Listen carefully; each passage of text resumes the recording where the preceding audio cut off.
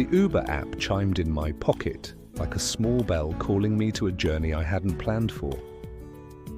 I looked down at the screen. 1 hour, 23 minutes, package delivery. I stared at the numbers. Almost an hour and a half on the road.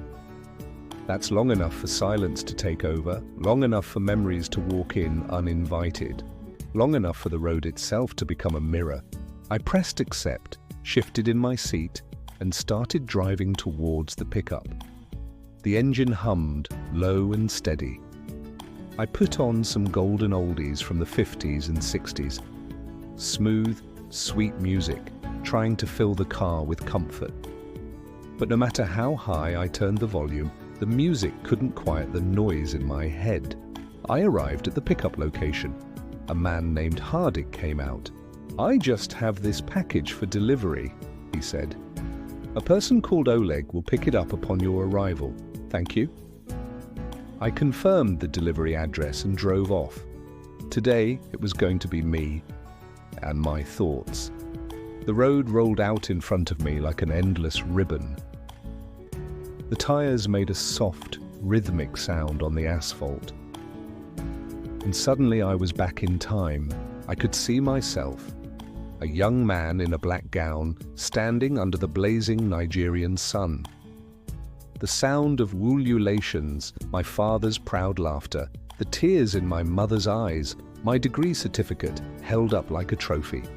"My son is a graduate!" my father had shouted, his chest swelling like a king's.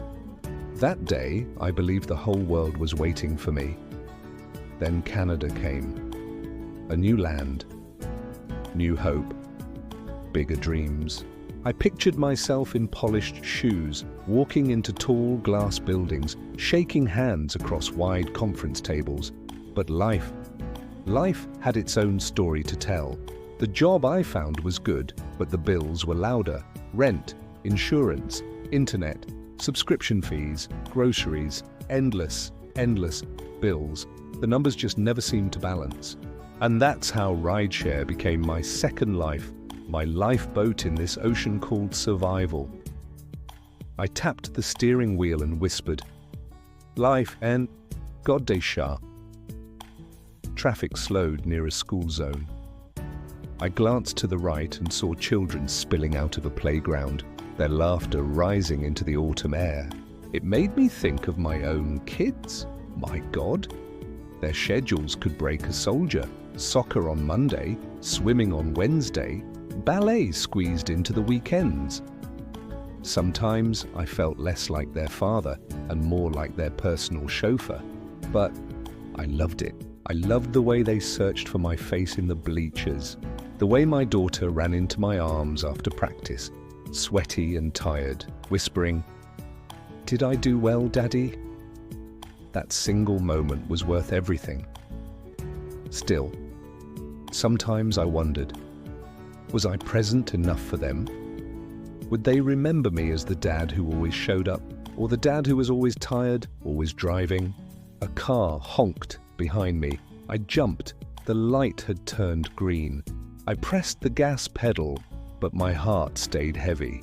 The highway opened wide, and the hum of the car became a lullaby. And into that lullaby, my parents' faces appeared. They're back in Nigeria, older now, slower. My mother's voice cracks sometimes when she speaks on the phone. My father tries to sound strong, but I can hear the weight of the years pressing down on him. Every month, I send something. Sometimes it's just enough for their medication, sometimes a little extra for repairs on the old house. But in his voice, my father's pride never fades. My son is in Canada, he tells everyone. He takes care of us. But inside me, guilt sits like a stone. Was it enough? Will it ever be enough? I whispered a prayer, low, almost afraid the silence might hear me. God, please keep them for me, just keep them. And then, her face. My darling wife, my anchor, my partner. We had built so much together, raised children, paid bills, survived storms. But somewhere along the way, love had become duty. Kisses were replaced by schedules. Hugs were replaced by bills. Laughter was replaced by silence. I missed her.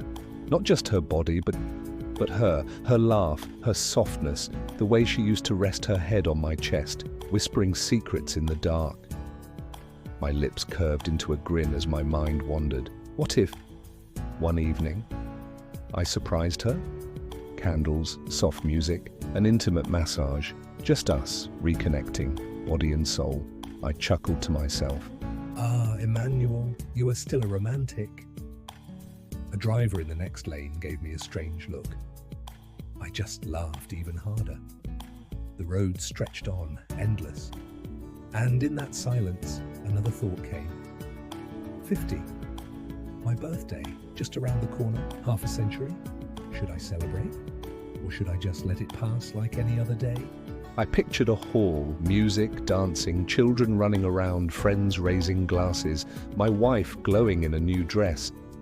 But then I also saw empty chairs, friends who had drifted away, people who couldn't travel, some who are no longer with us. Turning 50 felt heavy.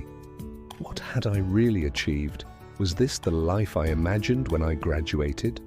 Would people see me as Emmanuel the dreamer? Or Emmanuel the Uber driver? My throat tightened. My eyes stung. I whispered to myself, 50 is not the end, it's half-time. The city passed in flashes, parks, bridges, gas stations. Each one opened a new door in my memory. One moment I laughed, remembering my son's failed noodles experiment. The next, I nearly cried, thinking of my mother's frail hands. I prayed when the thought of bills flashed in my mind. This car, it had become my church, my diary, my confessional. I laughed, I prayed, I almost wept. For 1 hour and 23 minutes, the city outside was alive with its own noise. But inside my car, my life buzzed even louder. Then the navigation voice cut through my thoughts. You have arrived at your destination. I blinked, startled. Was it over already? I parked, dropped the package at the door, snapped the photo, and marked it as delivered. Then I just sat there, hands on the wheel, breathing, thinking. So much had happened in this one ride. A journey not of kilometers, but of memories, of fears, of laughter, of love. The silence. It was no longer heavy, it was a friend. I started the car again, whispered, "Thank you, Lord." And I drove toward the next ride.